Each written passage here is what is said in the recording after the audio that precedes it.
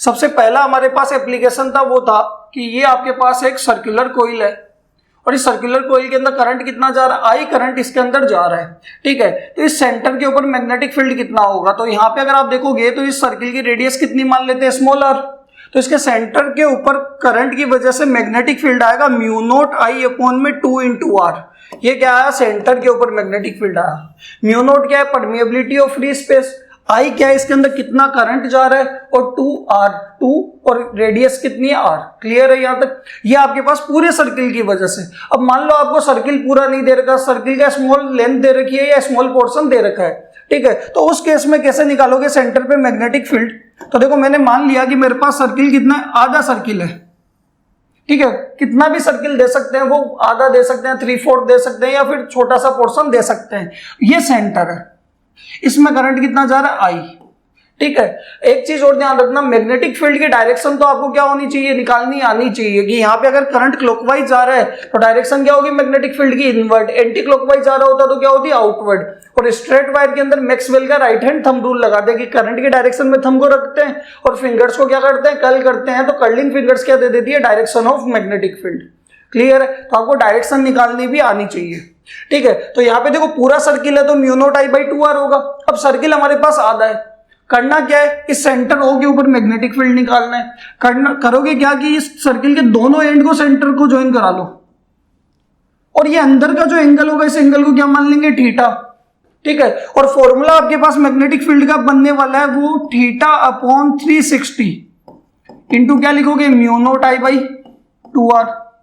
Clear है। अब circle आधा है तो देखो दोनों एंड को आपने जैसे ज्वाइन कराया, सर्किल के दोनों एंड को सेंटर पे ज्वाइन कराया। अब अंदर का थीटा कितना है, थीटा आपके पास कितना है, 180 डिग्री।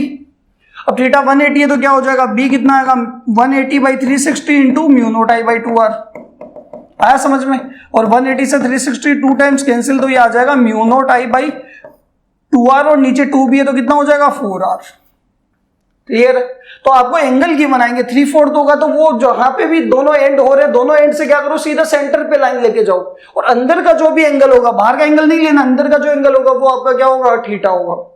फॉर्मूला होगा theta upon 360 mu naught I by 2r। Clear है। अगर आप थीटा को रेडियन में लोगे तो 360 को भी आपको 2 लिखना पड़ेगा, एक ही बात है। ये आपके पास पहला एप्लीकेशन था। सेकेंड एप्लीकेशन हमारे पास था कि ये आपके पास एक सर्कुलर कोइल है, इसके अंदर करंट जा रहा है कितना, आई, क्लॉकवाइज या फिर चलो मान लो एंटी क्लॉकवाइज ले लो, उससे तो सिर्फ डायरेक्शन चेंज होनी है। ये इसका सेंटर है, ये इसकी रेडियस होने वाली है कितनी, स्मॉल है। इस सेंटर से जो लाइन जा रही है वो कौन सी लाइन होती है, एक्सियल लाइन होती है। इस एक्सियल लाइन के ऊपर एक पॉइंट ले लेंगे P। इस P पॉइंट की डिस्टेंस कितनी होगी सेंटर O से, वो होगी x। यानी हमारे पास एक सर्कुलर कोइल है जिसमें करंट जा रहा है I, उसकी रेडियस है स्मॉल है, और उसके सेंटर से एक्सिस के ऊपर हमने एक पॉइंट लिया जिसकी डिस्टेंस कितनी होगी सेंटर से x। इस P पॉइंट के ऊपर हमें मैग्नेटिक फील्ड की वैल्यू निकालनी है। क्लियर है। तो यहां से आप देखोगे मैग्नेटिक फील्ड का यहाँ पे फॉर्मूला आने वाला है B equals to mu naught I radius का स्क्वायर a स्क्वायर अपॉन में 2x square plus a square की पावर 3/2। और ये फॉर्मूला आया कैसे, तो ये इसके लिए आपको डेरिवेशन देखना पड़ेगा इसका, और वो लास्ट वीडियो के अंदर मैंने पढ़ाया है। ठीक है, तो आप वहां से जाके देख सकते हो। तो ये आपके पास मैग्नेटिक फील्ड आएगा। म्यू नोट तो क्या है, परमिएबिलिटी ऑफ फ्री स्पेस, जिसकी वैल्यू फिक्स होती है 4π इंटू 10⁻⁷। आई क्या है, कितना करंट इसके अंदर जा रहा है। क्लॉकवाइज एंटी क्लॉकवाइज से मैग्नीट्यूड पे कोई फर्क नहीं पड़ेगा, वो डायरेक्शन बताएगा, डायरेक्शन की भी हम बात करेंगे अभी। करंट कितना जा रहा है, ए क्या है, उसकी रेडियस कितनी है, एक्स क्या है, कितनी डिस्टेंस पे आपने पॉइंट लिया है सेंटर से, और आपका ए रेडियस आ गई अगेन। क्लियर है यहां तक। अब डायरेक्शन की अगर हम बात करें तो देखो सर्किल के अंदर तो क्या होता है, क्लॉकवाइज होता है तो इनवर्ड, एंटी क्लॉकवाइज होता है तो क्या होता है, आउटवर्ड। यहां पे भी सेम कहानी है। अगर आप इस पी पॉइंट के ऊपर देखोगे, इस कॉइल के अंदर करंट कैसे जा रहा है, एंटी क्लॉकवाइज जा रहा है। एंटी क्लॉकवाइज का मतलब मैग्नेटिक फील्ड कैसे निकलेगा, इस सर्किल से बाहर की तरफ निकलेगा। तो यहां पे अगर आप देखोगे तो इस पी पॉइंट में मैग्नेटिक फील्ड इधर की तरफ होगा, नेट बी नेट। ये आपके पास क्या है, बी नेट आ गया। इस सर्किल से देखो, इस सर्किल से कैसे जा रहा है, बाहर की तरफ। यही अगर क्या होता, क्लॉकवाइज करंट होता तो इस पी पॉइंट से मैग्नेटिक फील्ड किधर की तरफ आता है, इस कॉइल के अंदर की तरफ आता, यानी यहां पे बन जाता। कब, जब करंट क्या जा रहा होता है, इसके अंदर क्लॉकवाइज जा रहा होता। आया समझ में। क्लॉकवाइज में इस कॉइल के अंदर की तरफ होगा, एंटी क्लॉकवाइज के अंदर बाहर की तरफ होगा।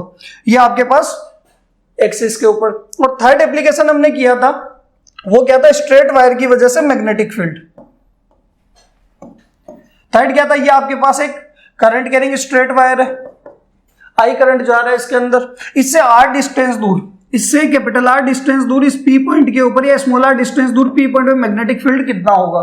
ठीक है, तो करते क्या है कि जो भी आपके पास स्ट्रेट वायर इसके दोनों एंड से पी पॉइंट को क्या करवाते हैं, ज्वाइन करवाते हैं। दोनों एंड से जो भी स्ट्रेट वायर है इसका एक एंड ये रहा, इसको पी पॉइंट से ज्वाइन करवाया और दूसरे एंड को भी पी पॉइंट से क्या कराना है, ज्वाइन कराना है। ज्वाइन कराओगे तो यहां पे देखो एंगल बनेंगे, एक तो ये φ1 बनेगा और ये कितना बनेगा, φ2 बनेगा।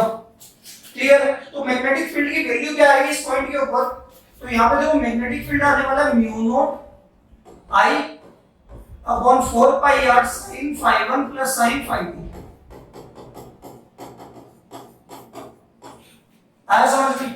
φ1 φ2 तो क्या दोनों एंड से पी पॉइंट में कितने एंगल बन रहे हैं, म्यू नॉट अपॉन 4 पाई, पूरा का पूरा क्या होता है, कांस्टेंट होता है, जिसकी वैल्यू होती है 10 की पावर -7। आई क्या है, कितना करंट इसके अंदर फ्लो कर रहा है, और आर क्या है, कितने डिस्टेंस को निकालना है। क्लियर है? और इसके अंदर इसके दो स्पेशल केस भी आते हैं कि पहला केस आता है कि अगर वायर आपका क्या इनफाइनाइट है, लॉन्ग स्ट्रेट वायर है, तो जब लॉन्ग स्ट्रेट वायर होता है तो उस केस के अंदर अगर आप देखोगे φ1 और φ2 दोनों क्या हो जाते हैं, 90 डिग्री हो जाते हैं। कब? लॉन्ग, ये 90 डिग्री हो जाते हैं लॉन्ग स्ट्रेट वायर के लिए या फिर इनफाइनाइट वायर के लिए। इनफाइनाइट वायर के लिए या फिर लॉन्ग स्ट्रेट वायर के लिए क्या होते हैं, φ1 φ2 दोनों 90 हो जाते हैं। और जैसे sin 90 sin 90 1 + 1 कितना होगा, 2, तो यहाँ पे मैग्नेटिक फील्ड आ जाएगा आपके पास 2 mu naught I upon 4 pi R. मैं यहां से 2 से 2 को नीचे 4 को कैंसिल नहीं कर रहा, क्यों? क्योंकि मुझे म्यू नॉट अपॉन 4 पाई की वैल्यू डायरेक्ट पता है कितनी होती है, 10 की पावर -7। म्यू नॉट अपॉन 4 पाई की वैल्यू कितनी आएगी, 10 की पावर -7। और अकेला म्यू नॉट निकालना है तो 4 पाई इंटू 10 की पावर -7 भी लिख सकते हो। आया समझ में? और सेकंड इसका केस बनता है कि अगर मान लो आपका जो पॉइंट P है, ये आपके पास स्ट्रेट वायर है, एक एंड ये रहा, दूसरा एंड ये रहा, करंट इसमें ये जा रहा है, पॉइंट P मैंने इसी वायर के एंड पे ले आया, कितने डिस्टेंस दूर, r डिस्टेंस दूर। तो इस केस के अंदर देखो इस एंड से तो एंगल φ1 कितना हो जाएगा, 0, और दूसरे से बहुत ज्यादा डिस्टेंस पे होगा तो कितना हो जाएगा, 90। ठीक है, तो यहां से आप देखोगे कि मैग्नेटिक फील्ड आ जाएगा sin 0 तो कितना, 0, और sin 90 1, तो ये आ जाएगा mu naught I by 4 pi R, और ये हो जाएगा 0 + 1 यानी mu naught I upon 4 pi R. ये तो आपके बायो-सावर्ट लॉ के एप्लीकेशंस की समरी है तीनों की।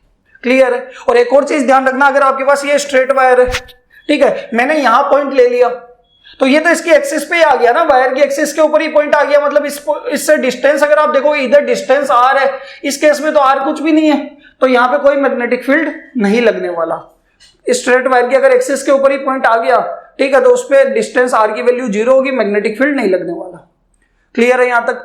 ठीक है, अब स्टार्ट करते हैं। हमने तीनों बात कर ली, तीनों एप्लीकेशंस की। एक हमने कहां पे निकाल लिया, सेंटर पे, फिर एक्सिस पे, फिर हमने बात कर ली स्ट्रेट वायर की वजह से।